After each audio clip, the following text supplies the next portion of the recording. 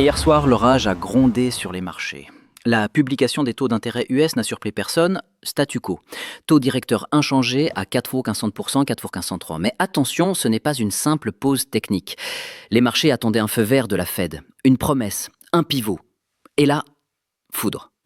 Powell n'a rien validé, aucune promesse de baisse en septembre, aucune garantie de détente cette année. Et surtout, je cite, « On veut des preuves solides que l'inflation retourne à 2%. » Il a même lâché « Trop tôt pour dire si on baissera en septembre. » Traduction, les marchés étaient trop confiants.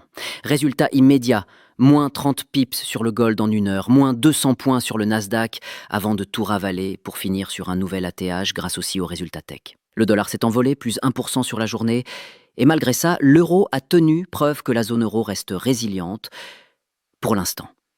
Côté anticipation, le Fed Watch Tool passe d'une proba de 70% de baisse en septembre à pile 50-50. On passe de la Fed va couper à attendons les chiffres, encore. Powell en a profité pour recadrer les pressions politiques. Enfin, Donald, notre mandat, c'est la stabilité des prix, pas d'aider le Trésor à emprunter moins cher. Boum.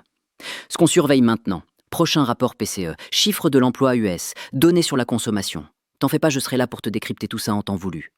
La Fed veut éviter une erreur post-Covid ou post-inflation en relâchant trop vite. Et elle garde un œil sur l'impact des nouveaux tarifs douaniers, maintenant que les accords sont presque tous signés. En résumé, les taux vont rester hauts plus longtemps et les marchés devront composer avec. Avec cette dynamique, commence à analyser les banques américaines, les value stocks solides et les actions européennes qui surperforment avec un euro résilient. Ou garde un œil sur le gold si on repasse sous 3270 $ avec signal RSI Momentum. Il pourrait y avoir un rebond explosif pour rééquilibrer ces 2 derniers jours.